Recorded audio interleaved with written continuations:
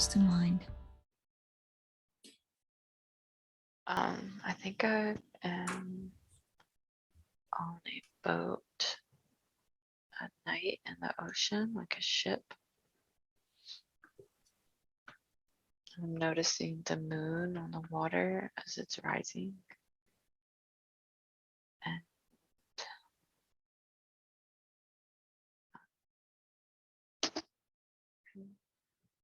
How are you feeling? I'm feeling comfortable at this point. I'm aware that something is going to happen though, because I jumped to a later part in this scene that was coming out um, when we were down by the river. It like started shifting into this ocean scene. But then now it's since everybody's like a kind of in their quarters, like asleep or something at this point in the story. And where are you?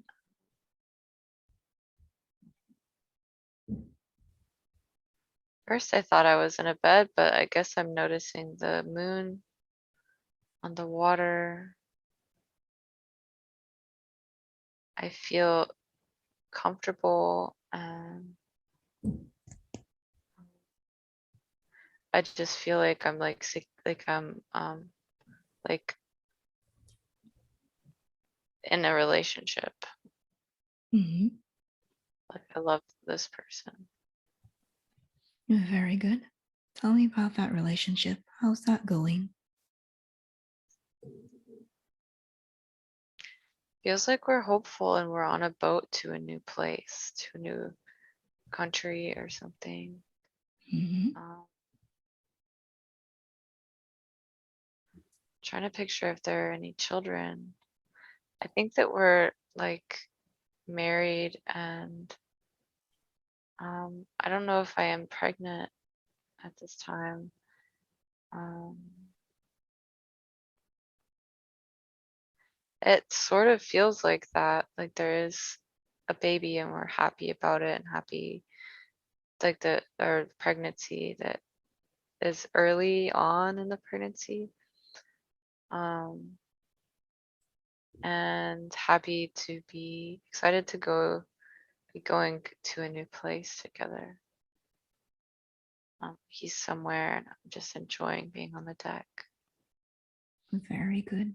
And tell me something about yourself. What's your name?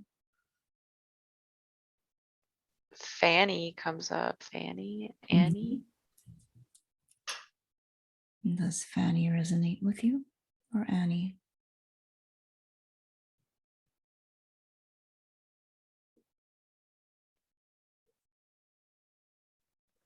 What would you like me to call Maybe you?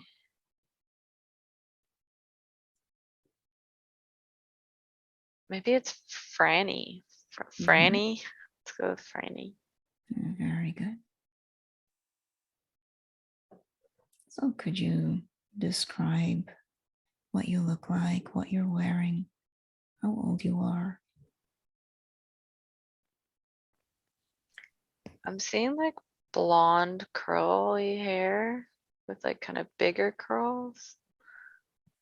That's long and I have like a white cotton dress on. That's like a casual dress, but it's floor length and like structured around the top and allows kind of goes open underneath the boobs. Um, feel that there's like a slight lump, like a slight baby bump going on. I You have I look at any? my face. I look like I feel like I'm from like Scotland or something like that. Mm-hmm. When you think about where you come from, would you say that you're from Scotland? or someplace else? Somewhere in that area, like Scotland or Wales or something. Mm-hmm. And then the word like Dutch or something that like came up, so I don't know. Somewhere in Europe over there. Very good. Do you have any idea what year this is?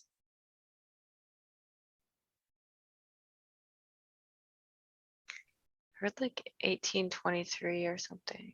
Mm-hmm. There's Very good. So, where is it that you're heading for? the US. Mm-hmm. What made you want to go to the US?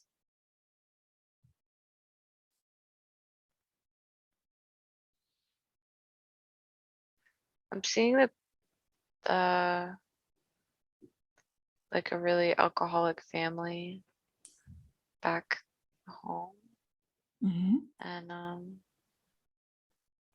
I think that both of us, it seemed like there was a lot of love for the family, but there was a lot of toxic relationships, and that we're both on this boat feeling free, Mm-hmm. like something new without the um, weird, stressful tension that happens in the family in like the small town that we're from. Different beliefs. Different beliefs. Tell me more. I just feel like the family the that we're leaving behind has a lot of like fear and suspicion, and that's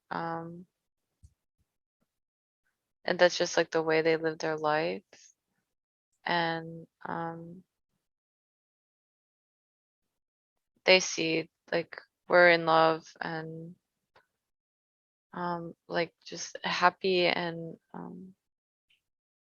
it's like a different outlook on life that we feel like divinely taken care of, and they feel like condemned or something. Mm-hmm. And they like criticize us for our attitude and vibration. And then it's like once we knew that we would be having a family, we decided that we would go start somewhere new where there's a feeling of hope there.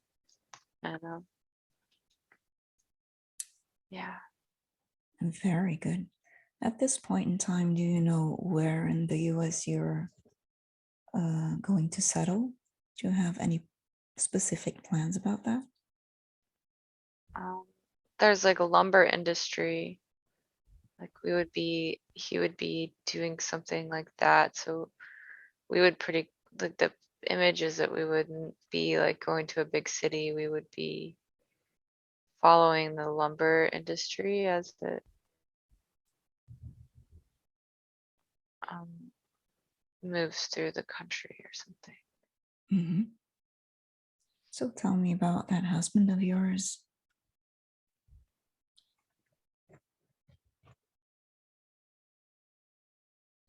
He is tall and strong and just makes me feel really safe. And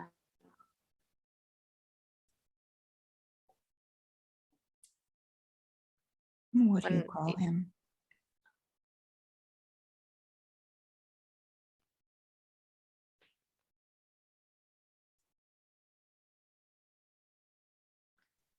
uh, the name John is coming up, but like I'm sensing like these like pronunciations of a different name that's like my consciousness is telling me John is fine.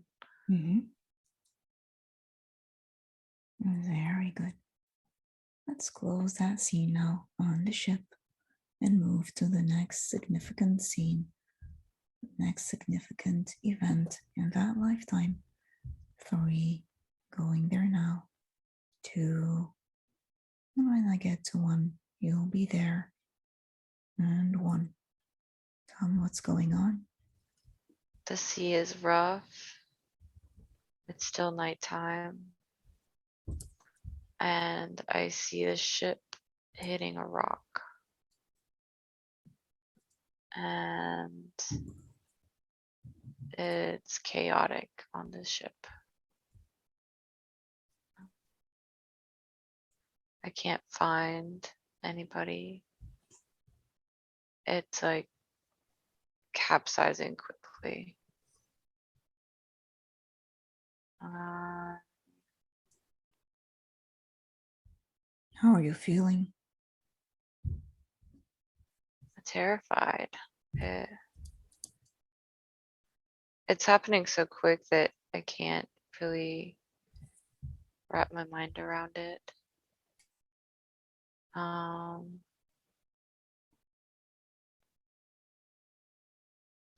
I sense just being kind of overtaken by the waves, and the ship kind of disappears. I can hear other people in the water. The waves are big, and then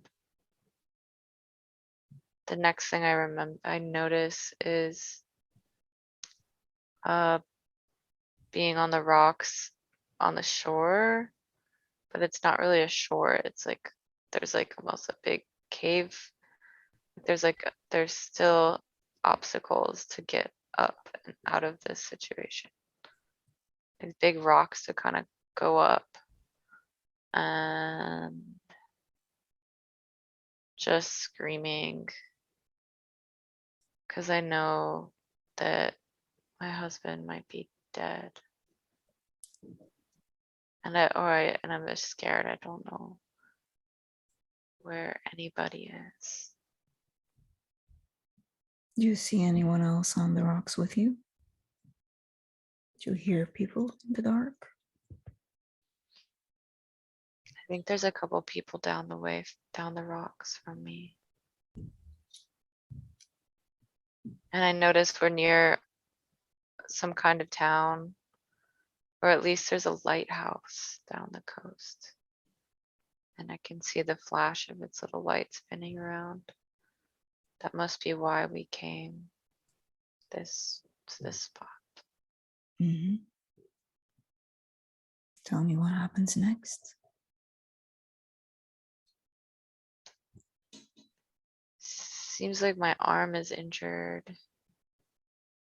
I'm pulling myself along the rock and getting further away from the water, and feel like I can't really use my left arm that well. Like it's broken on the forearm or something. But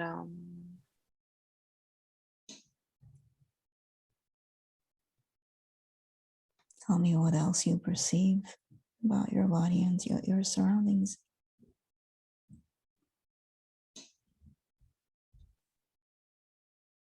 I'm crying and feeling like I lost everything, like I lost my person. Um, but like at this moment, like my feelings aren't able to connect with her.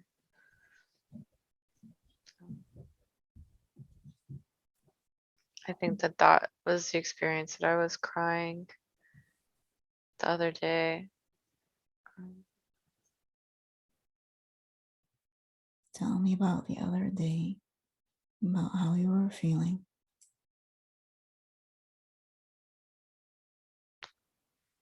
I just felt like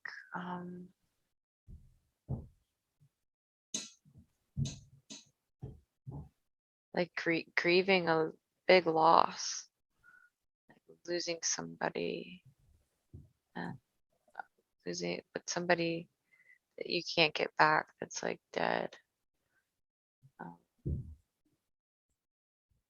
Very good. Let's move ahead in time just to that draining out. lifetime.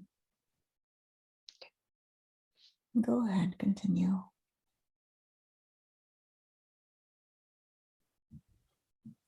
I start going towards the lighthouse because I figure that um, other people would do that as well. I'm worried about the baby. Doesn't seem like there's any pain or anything. I kind of feel a sensation actually in the right side of my belly, but I think the adrenaline happening is too much to know what's happening at this time.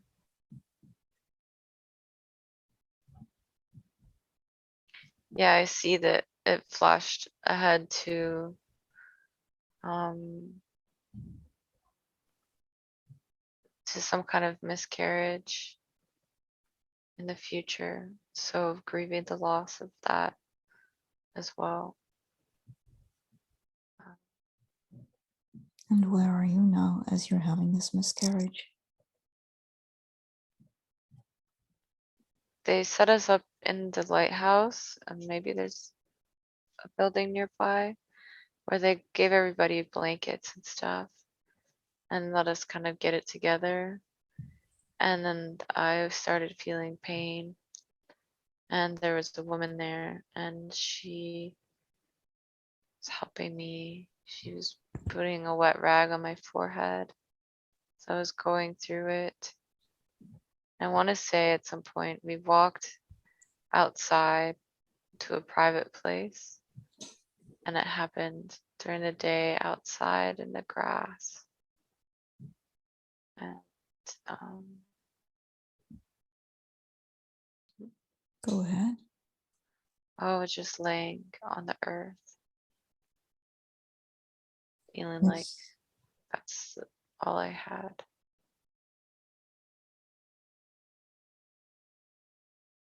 is there no news from your husband yet? No, You still feel hopeful somehow that he might be still alive? um, it's just complete devastation. I'm gonna have to go it alone after this. There's nothing that I even have to remind me. Very good. Tuning into that feeling of devastation, grieving that loss, that huge loss. And I just sense crying into the earth, onto the grass. It's like dried grass in like the autumn, maybe. Or is it maybe springtime?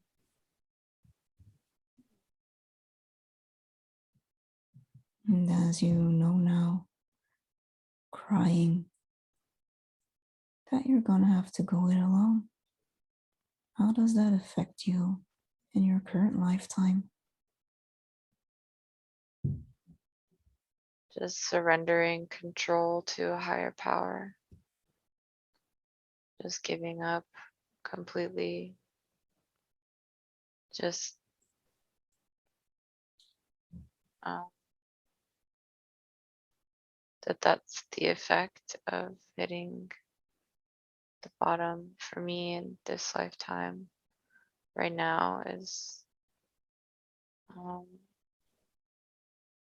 accepting that all along there is a bigger um, story at play, that there's I'm not alone because there's divine help that is there, and that um, you are always alone, whether with somebody or not. It's a point to step into personal responsibility. Tell me more about that personal responsibility. How do you see that?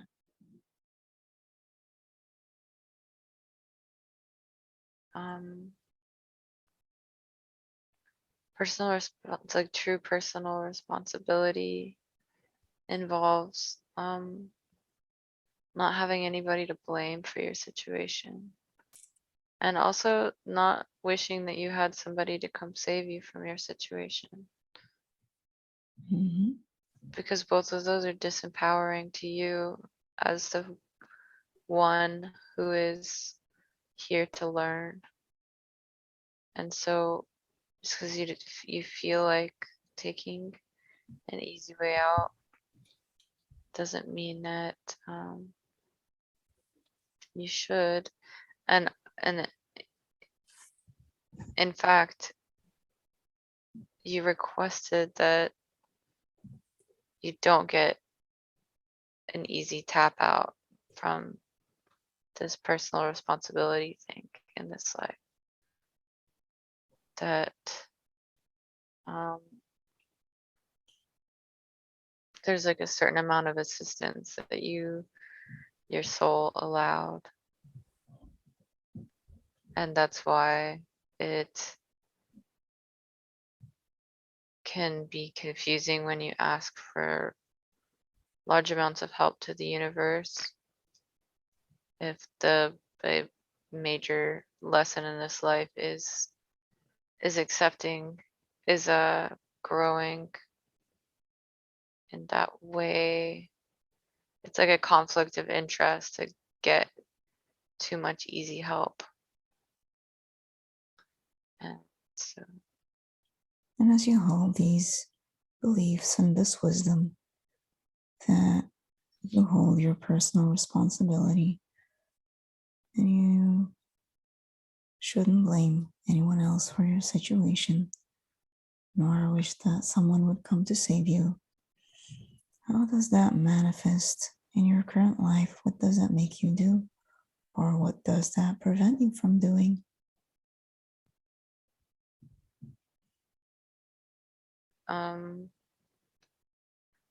as long as I hold that belief that I'm like hoping for a miracle, or I'm hoping that something outside of myself is gonna make it easier, outside of like my perspective, then I just immediately put like a weight on, like, for example, like a significant other, like this is gonna make it easier maybe. And that's not really the unconditional love, that's like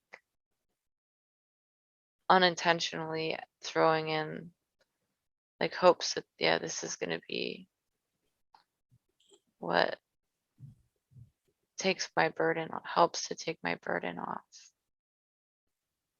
Because if we could mutually take each other's burden off, but that's not either person's responsibility, that's codependence. That shouldn't be associated with love. Very good. And all of those emotions that you had, and perhaps you're still feeling, that feeling of loss and devastation, where do you find yourself carrying, storing those emotions in your body? In my heart and my chest. Mhm. Very good. Focus on that in your heart and your chest. And tell me what you perceive. How does that affect you? Makes it harder to breathe, like like taking more shallow breaths, because there's like grief taking up space in there. Very good. You see that this grief is something that you still need. It should it's in the process of moving through.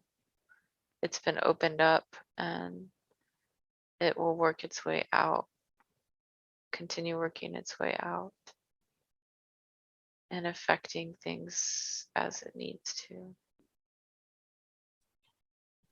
But it should continue flowing and not get stuffed up or blocked up. Very good. Accepting that grief now and allowing it to fulfill its role and run its course. And slowly letting go of it, letting it run freely, just like a flu or a cold. You know that it just needs that time, and there's no point in making it go any faster. Embracing that grief, acknowledging its presence, and understanding why that grief is there.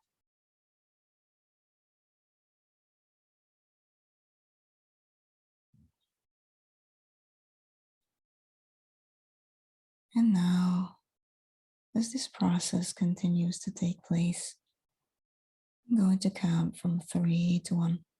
Let's move ahead in time in that lifetime as the woman that just lost her baby. Go to the next significant event. 3, going there now. 2, and 1. Tell me what's going on. I think I don't know what I'm doing for work. I'm sort of on the road, but also looking for something. And I come across some people that perform or something with horses. Maybe I'm not on the move. Maybe I found a little town. I feel like I like clean somewhere, and um, and I've discovered this place with horses. Talking to somebody about it. Mm-hmm. How old are you now?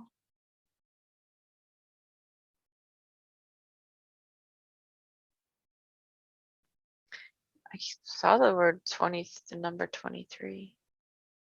And how long has it been since you lost your baby and your husband? Between a year and 2 years. Yeah.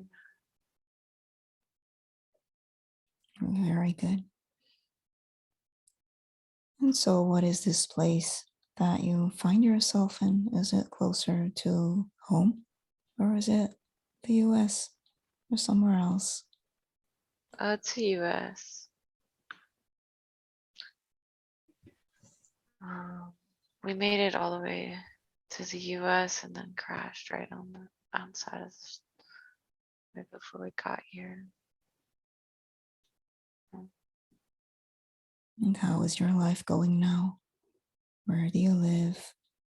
And what are the people that are in your life now? I'm like I work on a big estate, and I'm like a maid or something, and so I connect with all the other people who work in the house, like the other women who have duties in there, and we have like a quarter, a place that we live in, like a little house that's for us with like little rooms and stuff, and um, it's fun, and I enjoy their company. Um, but this isn't really where I want to be. And I kind of have this feeling, I think, of um, I've already experienced loving, like the love of my life and losing my child. And I have a little bit of some like adventure now that's in me. And kind of this inspiration to keep adventuring, keep going further, to not really settle in somewhere just yet. Very good. Is there anything that you're involved in that you would like to mention that you find a little bit adventurous?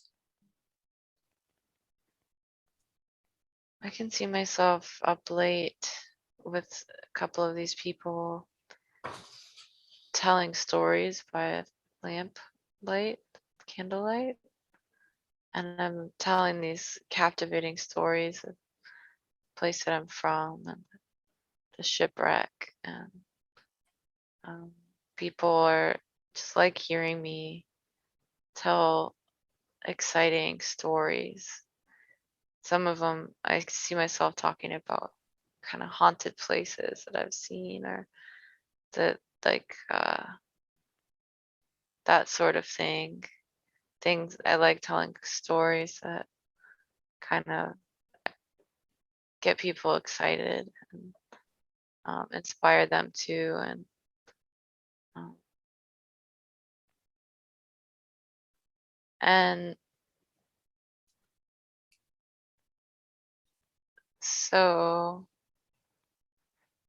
um, I've been here for a little while, and I think that I see one of the women who I work with has sort of taken me under as her daughter, or just a person, or like family. It's or her niece or something that she would kind of say, don't go too crazy, or you should be really thinking about settling down and finding stability here. And she can tell I'm adventurous, and there's something with the and this is now I see this is a life that I've been to before with the performing with the horses. Like they come through town. There's a show at this local ranch where I've talked to some people about their horses. I think a guy had like taught me how to at least ride the horse and stuff like that. And I saw some people, there's women performing on the horses, and I just got goosebumps all over my body. Why is that? Um,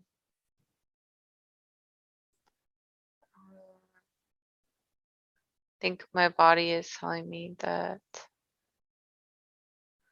um,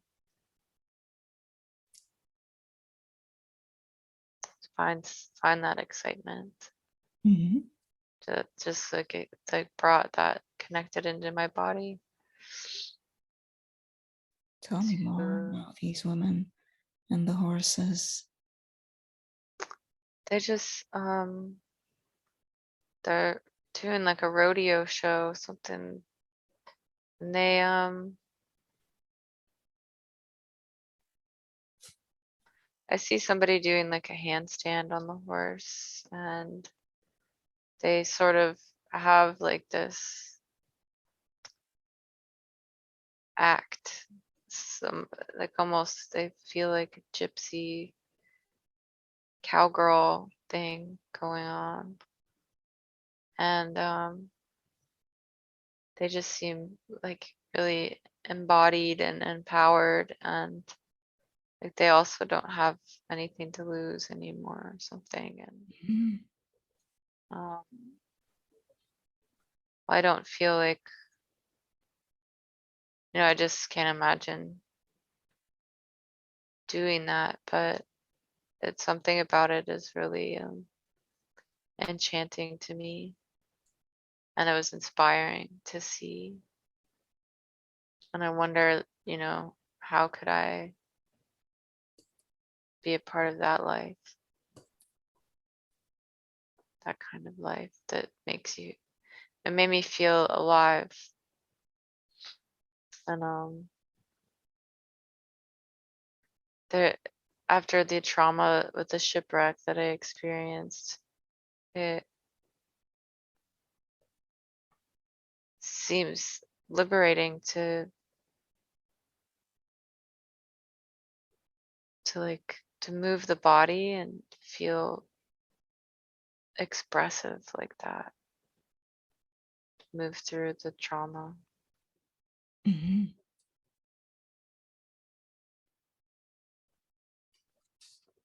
Is there anything that you do or that you have done to kind of feel better about the effect that the trauma has on your body?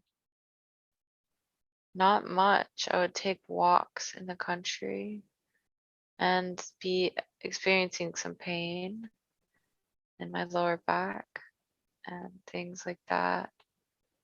And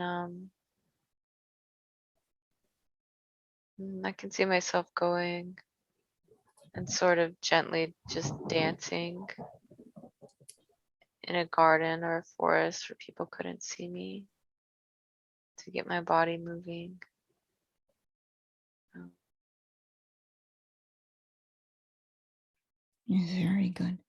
Let's move ahead in time and see if perhaps you did anything along those lines of the act with the horses, with those people, or how your life unfolds, moving to another scene in that lifetime.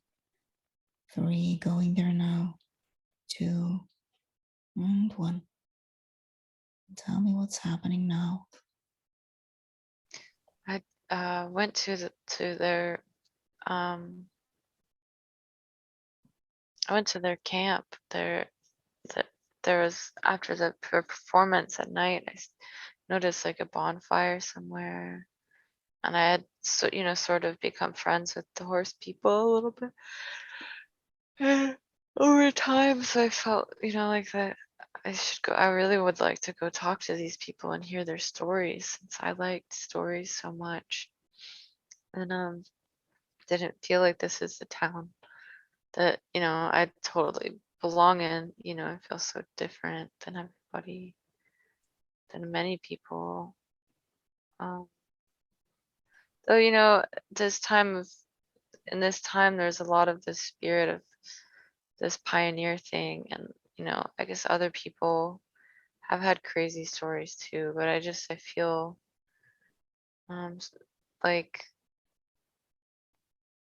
inspired to go find and talk to one of those ladies, and we stay up late drinking whiskey and telling stories, and I became uh, me and this one girl hit it off. She has like dark hair. She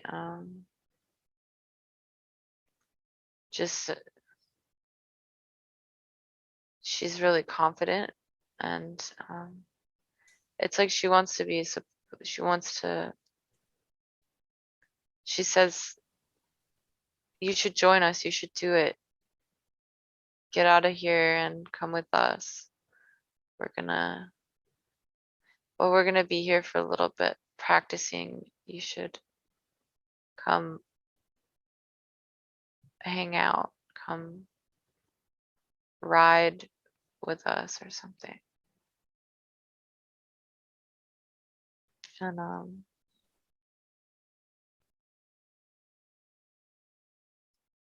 What happens next?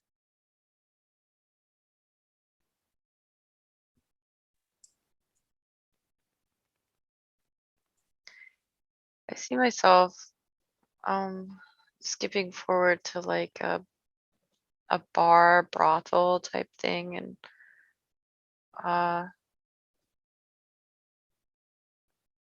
I have like I keep seeing like a holster on my leg with like a knife, or like a little, maybe eventually I get like I have a gun, and I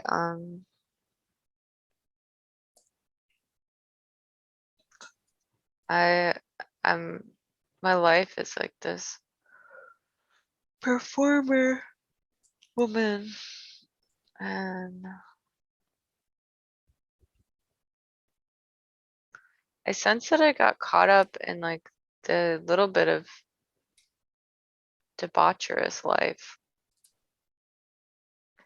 I think there is drinking involved, even though that was something I was getting away from with my husband. This kind of life as a performer, and sometimes I feel like I've slept with men for money. Um,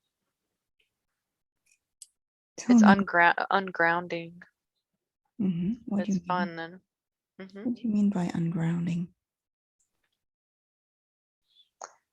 just moving around all the time, not having a stable environment. Sometimes I look at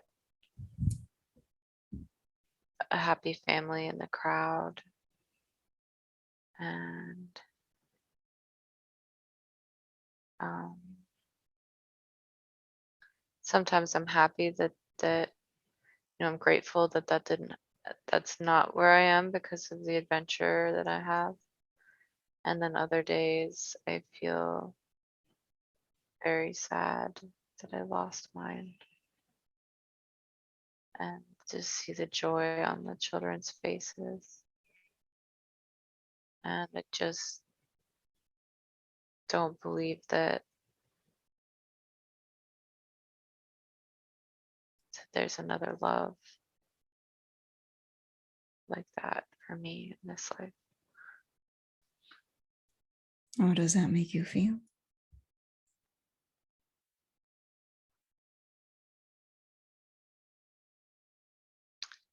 I guess lonely. Not right now, but I see myself, I li- or I imagine that when I get old, there will be nobody with me. Okay.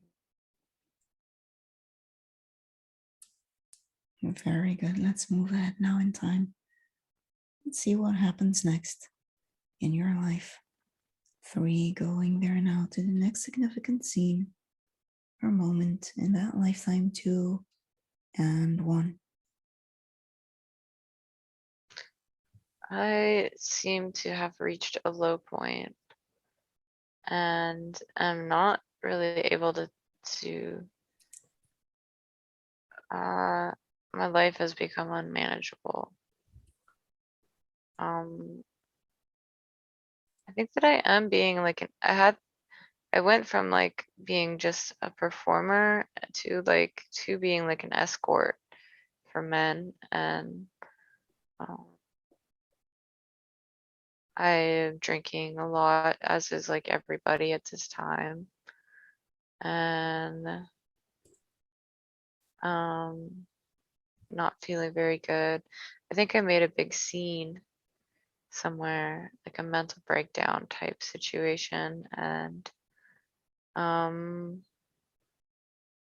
had an emotional display at somebody, nice woman who had was living a normal, nice life, and um,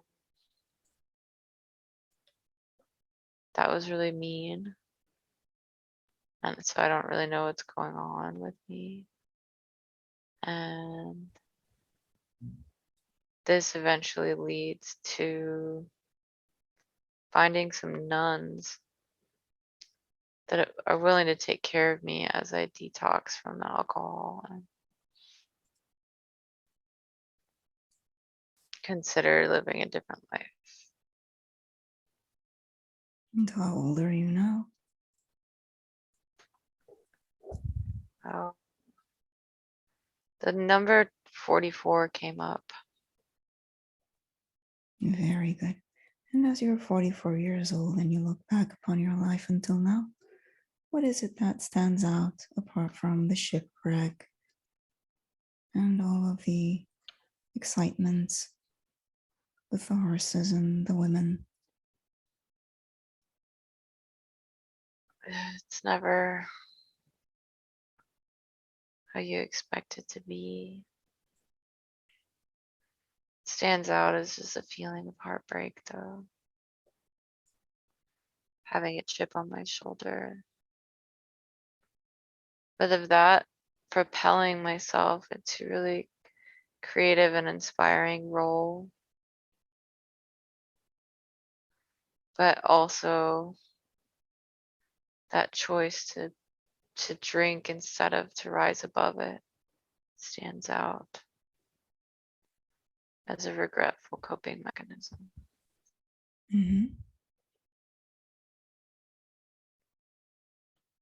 Looking back now, do you see another option, something that you could have done instead?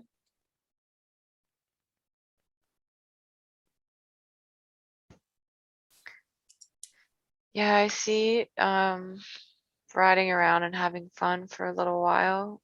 And then there were times when we went through ranches that just felt like they held a lot of sweetness. Times where I could have become somebody who taught kids how to ride horses and how to dance and just took care of the animals.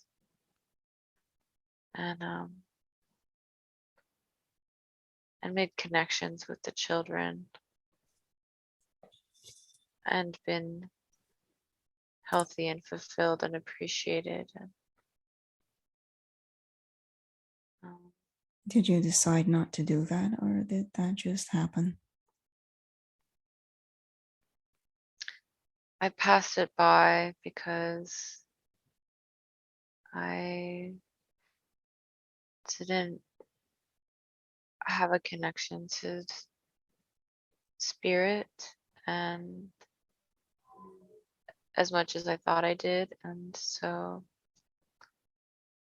that idea sounded like giving up or something, Hmm. giving up on this dream of adventure instead of allowing the inspiration of the adventure to land me into the beautiful place where I would settle down. I used it as a way to like avoid getting back into my life after the devastation. Hmm. I use it as my full identity. And as you are now with these nuns that are helping you with the detox, tell me how that's going. They're telling me that the only way to heal is to find God and to ask for forgiveness and to forgive God for taking away my family. And I just see myself having a hard time. There's a lot of emotions coming out that I um, Tell me about those emotions.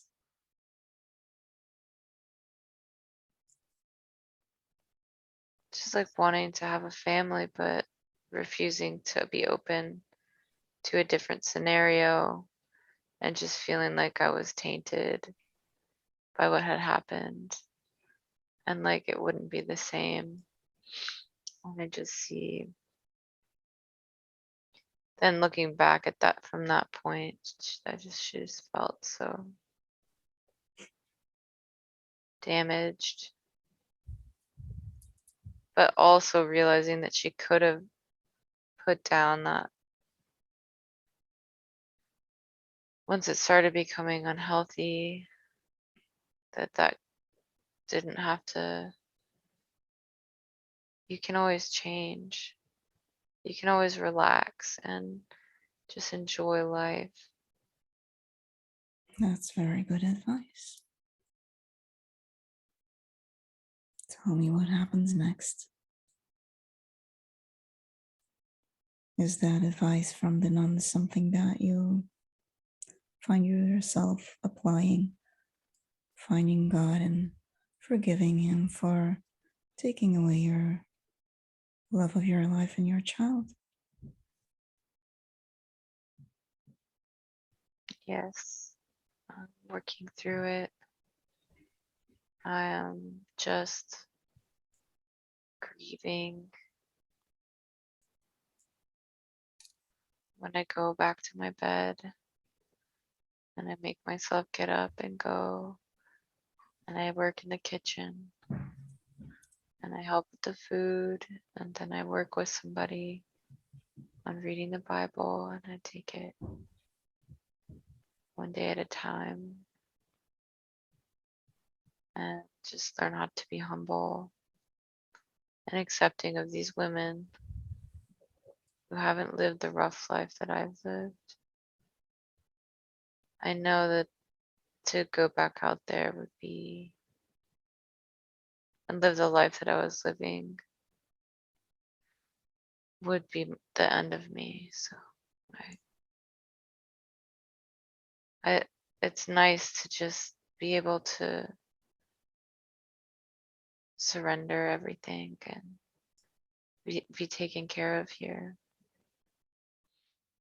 And so, what do you see yourself doing next? What is the future that you envision for yourself?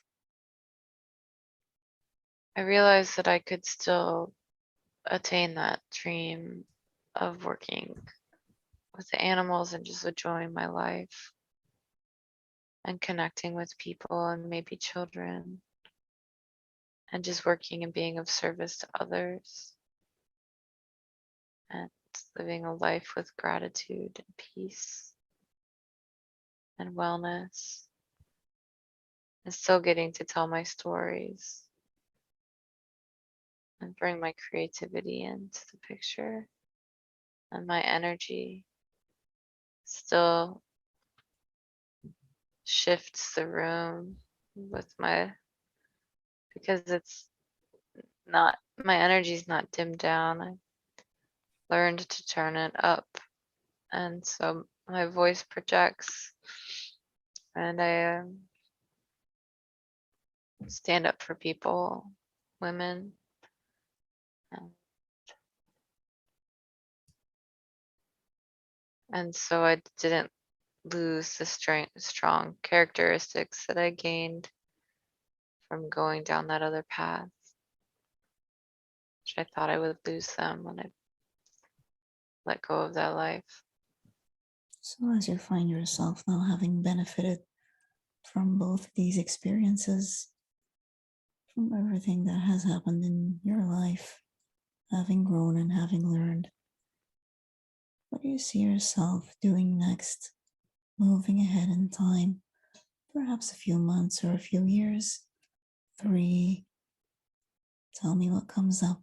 2, moving ahead in time. And 1, Building a little cabin in the woods outside of that little town.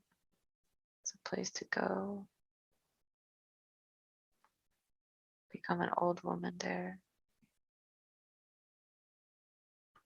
I don't think I end up staying there all the time though. I don't like being totally alone, but well, when I do move there, people come to visit me. Just a quiet life, a spiritual practice.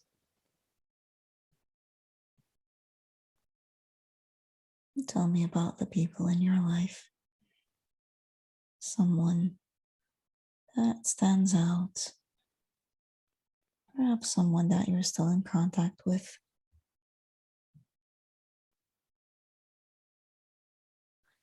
There's a man that took an interest in me back at the nun place. He worked on the building and I think he has feelings for me, but I'm just so focused on he's just become a really good friend and he always comes to make sure I'm okay. He wants to protect me. I just like being independent. So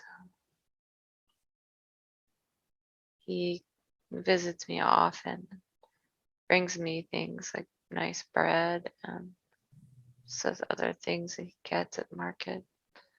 And there's a young girl who also is inspired, just likes we resonate. She comes and visits with me. Very good. Tell me how your life is going now as you're older living in this cabin.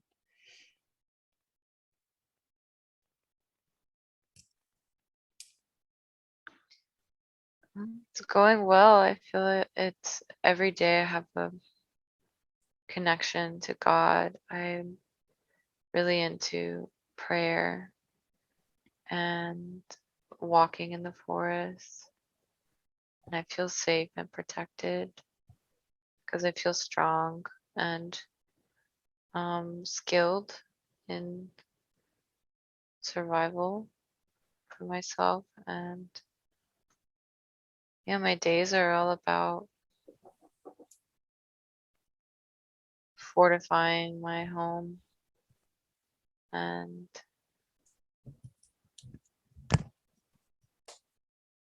going and being of service to others and prayer and writing. What do you write about? Oh, everything. Anything that comes up to write. Just love writing. I write my story. I write my prayers. I write letters to people that I met, that I knew, if I know what to send them. And looking back on your life so far, how do you feel about your journey? Oh, I feel good about it. I feel grateful for the life that I was given. I feel honored to have been gifted with such a difficult time Why is that? because it means that that my soul is strong and that I made it through. I could handle that. Barely did, but I made it through. And there's a fulfillment to that. Very good. Now, let's move ahead in time, perhaps to the last day in that lifetime, or another significant scene. Going there now. 3, 2, and 1. Tell me what's going on. Notice a bird flew into my house, and I think it's a bluebird, and it's some kind of sign that I think it's a sign that I'm going to be leaving my body today. Is this something you interpret as a sign, or is it something that is seen as a sign in society? It's my interpretation of it. Mm-hmm. I think I may have been asking for a sign that this process was going to at least start unfolding. Maybe suffering with some kind of illness, and that actually gave me hope to see that my spirit will be free soon. Tell me what happens next. Oh, I start getting excited to see my husband again.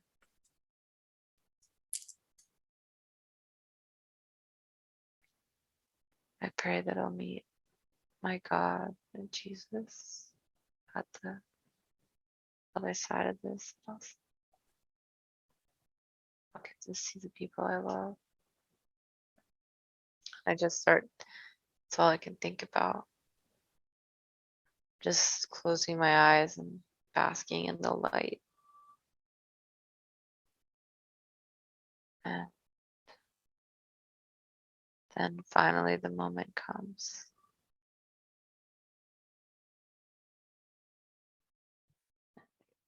And how are you feeling in your body?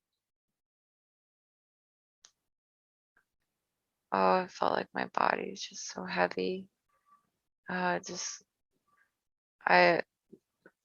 in that state of prayer and just imagination, I just barely was feeling attached to my body anymore anyway.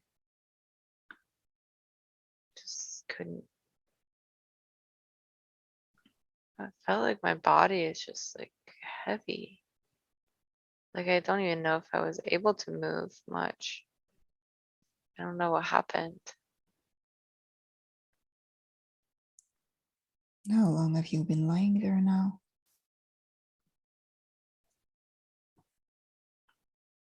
Hearing a couple months. It's been slowly getting worse. Is there anyone that takes care of you? I see somebody, maybe that girl. Oh, she's a woman, but to me it seems like a young girl, but she's probably not. She's probably in her 40s. She came once a day to check on me and make tea and bring me food, maybe twice a day. And at the end there, she was by my bed a lot. I had a fever. But at the end, I can see other people in the room around me, but I was just focusing on the light. And so much I was just not even all the way there. I just was intoxicated by the idea. I was glowing and happy. They could tell I wasn't fully in that world anymore. Allow yourself now, your soul, to disconnect from that body, taking your last breath in that lifetime. And tell me what you perceive.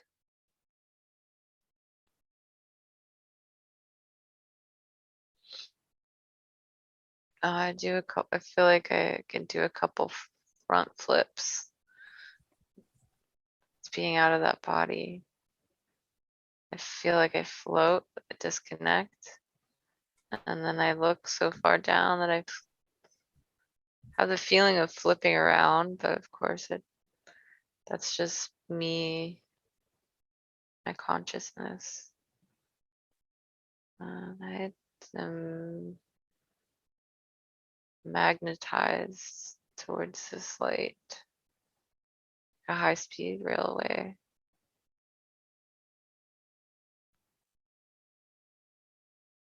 Is there anyone that you meet on your way to the light? No, then I am somewhere. And I think I also just meet a guide, and then I meet my husband. Tell me how that goes. Just give each other, we're just hugging, and he's just holding on to me.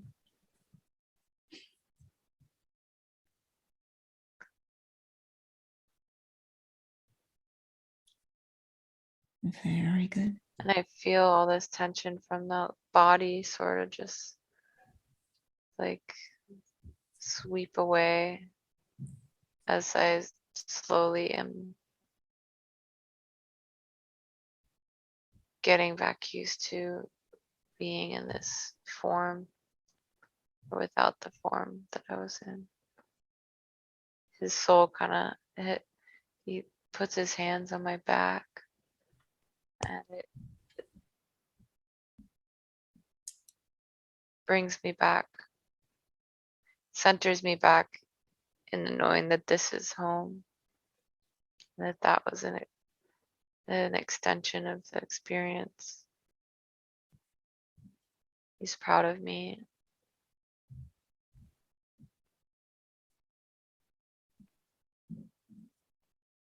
And as you're in spirit now, back with your husband, looking back on that lifetime where you lost him so early in life,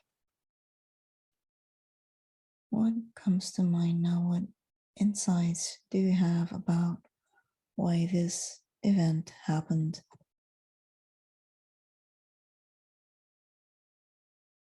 When we were talking about this life before, and he agreed to help me,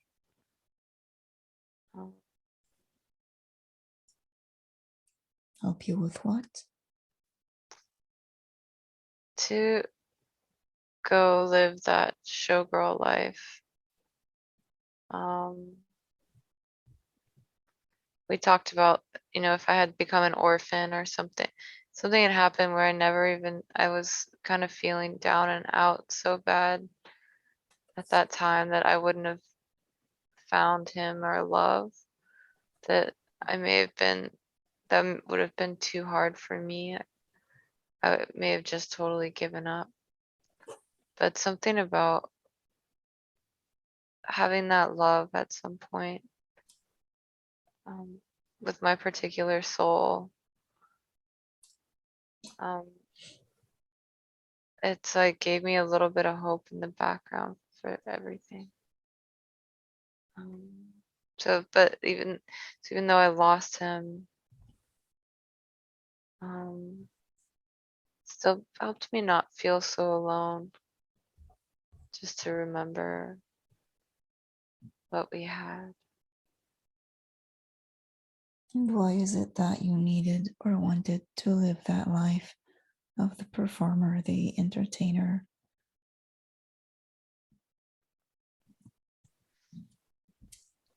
Um, I needed more experience, not uh, being timid. I have a tendency towards being wanting to be comfortable, not necessarily timid, but comfortable. And I wanted to work at my ability to embrace my femininity and be expressive in my feminine, and even against the time period where, most women were oppressed. I wanted to, there's something about that dynamic that my soul, like it's part of a longer journey to creatively express myself and break free from like a system, be outside of a system. And that was like another soul growth opportunity to do that.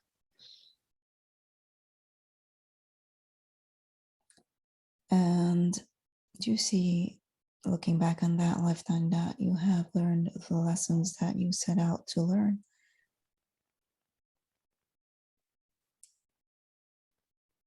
Yes, but getting the alcohol thing kind of actually, like, you don't feel,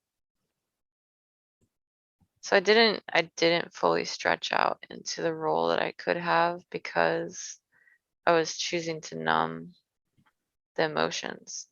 And the emotions are huge, a huge aspect of all of this. And so that was choosing comfort again. I was in a way that choosing something self-destructively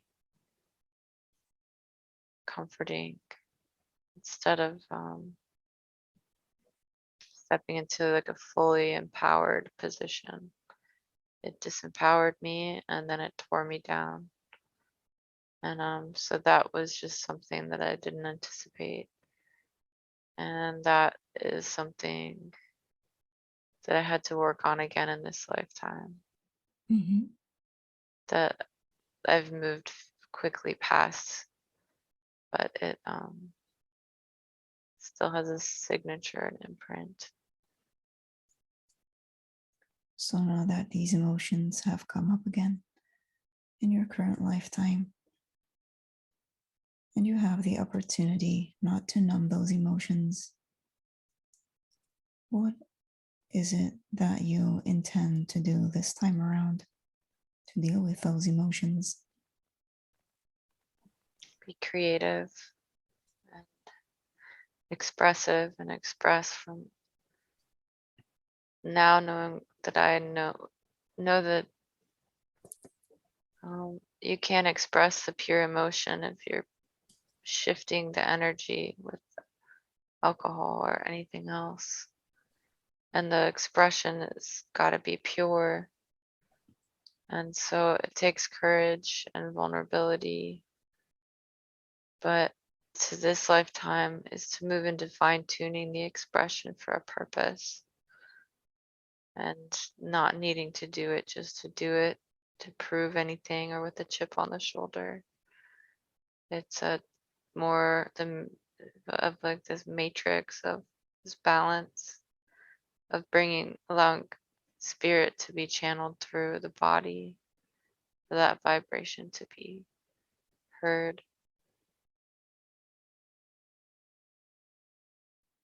And how is it that you intend or feel inspired to express those emotions?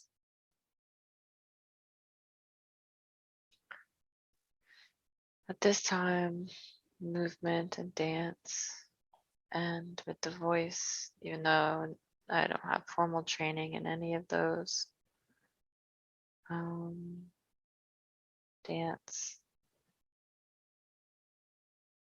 performance Very seems good. to be the way still, like in that life. Is there anything that you feel inspired to do right now as a form of expression of what you're feeling?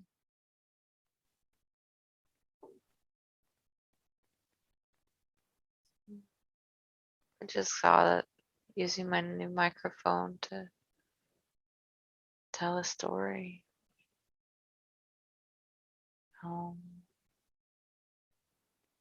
but just keep making videos of movement experiments, dances, and sharing them with people as an amateur dancer.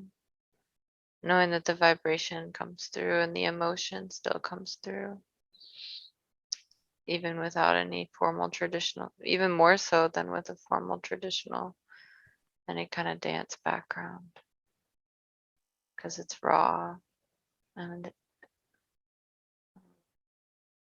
some movement. Help the grief keep moving through. Very good. Allowing all of that to be expressed physically through your moves and through your voice.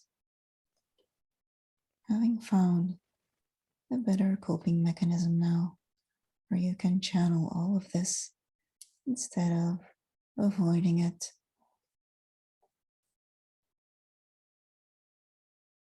Now I'm going to count from 3 to 1. 3, 2, 1. Feeling yourself back in your body and tell me how you're feeling.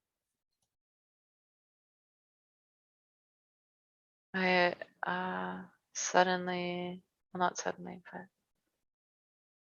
I have to pee, but also I just can feel like the energy moving through my body right now. Very good. Feeling that energy, doing whatever it is doing. And I'm going to count from 3 to 1. Let's disconnect for just a moment so that you can go and release what you need to release. 3, disconnecting now. 2, and when you come back, you'll go twice as deep and address something else. And 1.